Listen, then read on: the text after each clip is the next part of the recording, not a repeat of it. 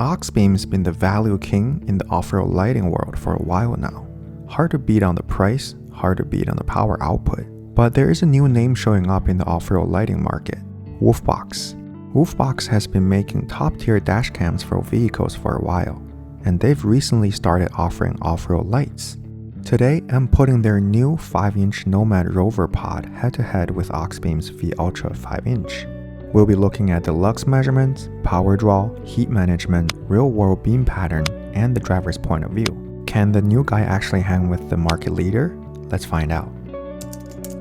Starting with the garage door test, same setup as always. Both lights are mounted about 23 feet away from the garage door, and the camera settings are locked. Here are the initial numbers. The Wolfbox 5-inch pod measured at 5500 lux with a color temperature of 6400 Kelvin and a power draw of 110 watts. The Auxbeam V-Ultra 5-inch measured at almost 3000 lux with a color temperature of 5700 Kelvin and a power draw of 58 watts. The Wolfbox with yellow cover is measured at 3600 lux with a color temperature of 3700 Kelvin. Now let's look at the beam pattern differences. There are 3 areas to focus on. The attic window above the garage door shows the vertical coverage. The nook of the house on the right side shows the horizontal spread, and the center of the garage door shows the hotspot profile and how concentrated each beam is. Starting with the Wolfbox. Right away, you can see the hotspot is bigger and noticeably more intense. The Auxbeam on the top picture has a smaller and dimmer hotspot by comparison. But here is where it gets interesting. Look at the size of the frame. On the Auxbeam shot, you can see the tree and leaves off to the right side actually being lit up. That's the side shooting design doing its job, throwing light out to the periphery instead of just forward. Wolfbox doesn't do that. It's putting everything into the forward hotspot so the sides stay dark. Now look at the attic area above the garage door. Wolfbox is lighting up more of that vertical space, where Auxbeam stays lower and less illuminated. And if you look further past the trees on the side to the nook area of the house, you can see the Wolfbox is actually reaching in and lighting that area up better than Auxbeam does at the same distance. So even though Auxbeam wins the immediate side coverage close in, Wolfbox looks like it's carrying more usable light further out and wider once you get past the first 20 feet or so. Out in the field, the beam pattern becomes much easier to understand. You can see how far each light reaches, how much foreground spill it creates, how wide the usable light is, and most importantly, how it feels from the driver's seat. The light being turned on is labeled on the top right corner of the screen. The tree line at the end of the field is exactly 400 yards away. Here is how I measured it. I used an off-road mapping app called Onyx Off-Road. In this app, I just simply zoom into the testing area. In the toolbar, there is a measuring distance option. I click on that, and then I click on my starting point, and then ending point at the tree lines down the trail, and it's giving you the distance 409 yards in the straight line. This is one of the most accurate way I could find measuring something on the map. If you want to check out Onyx Off-Road, please use my link in the description below for a free trial or a 20% discount on your membership. It really makes exploring a lot easier and it helps support the channel. Alright, let's get back to the field test. Starting with Auxbeam V-Ultra 5-inch, it doesn't quite reach that tree line out at 400 yards, but inside 60 yards, the wide illumination is genuinely impressive. That side shooting design is really doing work here. There is one thing worth pointing out. There's a noticeable dark gap between the main beam and the side shooting coverage. You can see the light spreading wide right at the base of the front bumper, but it's not carrying that width out to the sides. The orange posts at around 60-yard line off to the right side of the vehicle just aren't getting picked up. Now let's look at the Wolfbox NomadRover 5-inch pod. Right away, it's clear that this is more of a spot focus light, no side shooting LEDs here. Instead, it's throwing all of its intensity straight forward in a more traditional V-shaped beam pattern. Past 60 yards, Wolfbox main beam is wider and noticeably punchier than Auxbeam's at the same distance, and it does a better job lighting up those orange posts at 60 yards. One thing I did notice though, Wolfbox color temperature runs cooler than Auxbeam's. Over a long night on the trail or even on the road, that cooler tone can contribute to more eye fatigue. Wolfbox does include a yellow lens cover if you want to warm that up.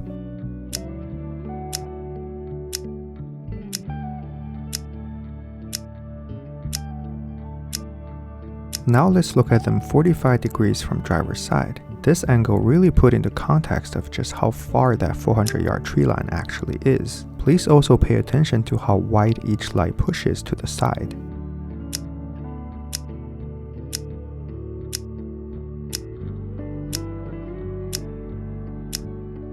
And lastly, we have the top-down wide angle showing you the overall beam pattern differences.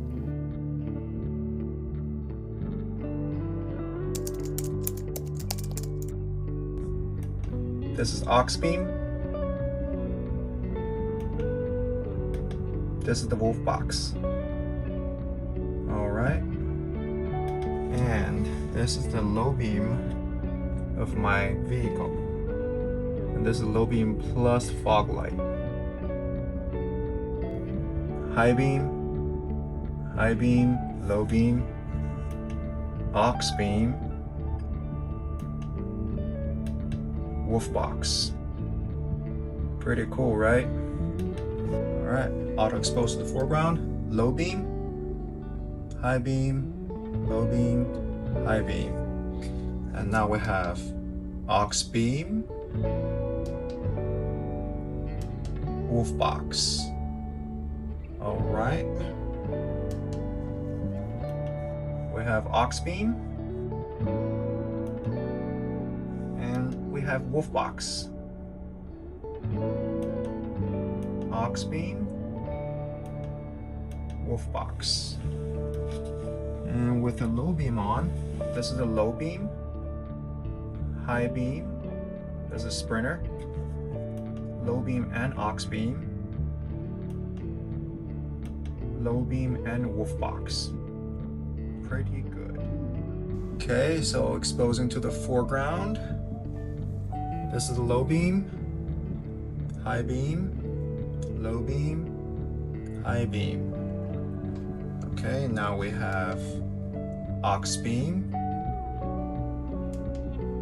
and now we have Wolfbox. All right, so I'm gonna turn it off. We have Auxbeam, and now we have Wolfbox. This is high beam, this is low beam, and this is Auxbeam, and this is the Wolfbox. Pretty good. As you see here, that hole is only visible from the Wolfbox.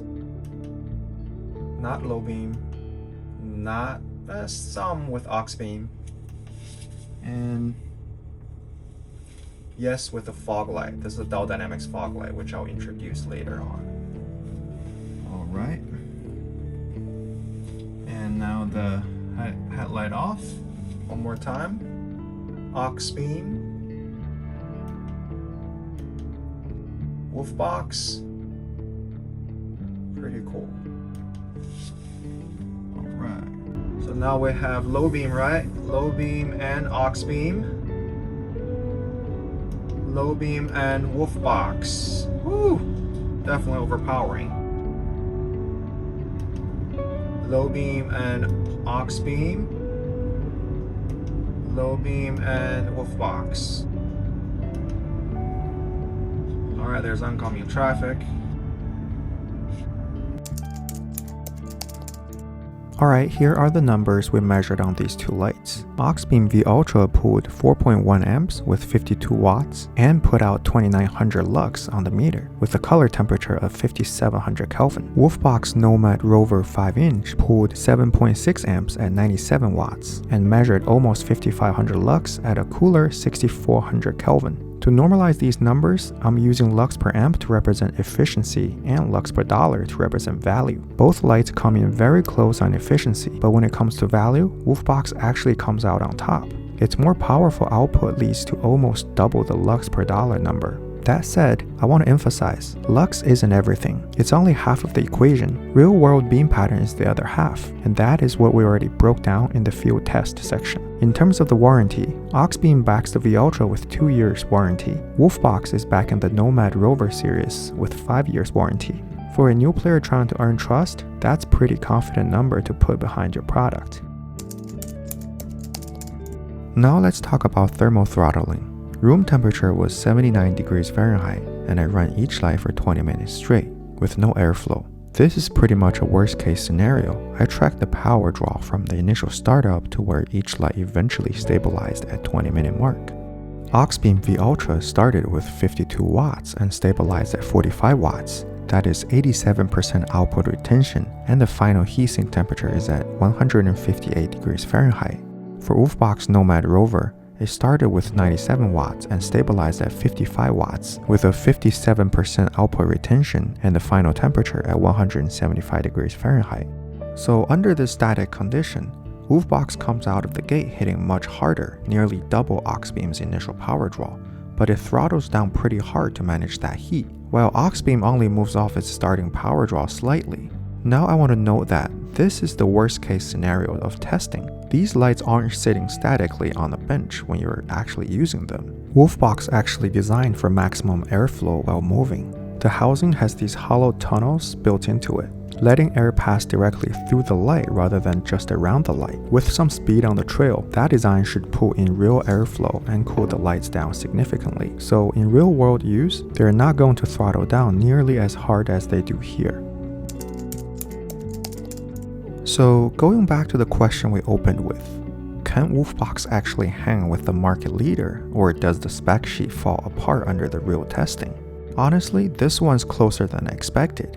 Auxbeam's sight shooting design gives it a wide closing coverage. Great if you're slowly navigating tight trails or just want peripheral awareness right around the vehicle. Wolfbox takes a different approach with a punchier, more focused throw that reaches further down the trail, great for higher speed. So really it comes down to how you drive. If you're doing technical slow-speed trail work where side visibility matters, Auxbeam's design fits that use case well. If you're covering ground at speed and need to see further down the road, Wolfbox's distance reached and the value makes it worth serious consideration. As always, if you like this comparison and appreciate my effort, please like and subscribe, and let me know in the comment section of which beam pattern actually fits your driving style. Thank you for watching, have a good one.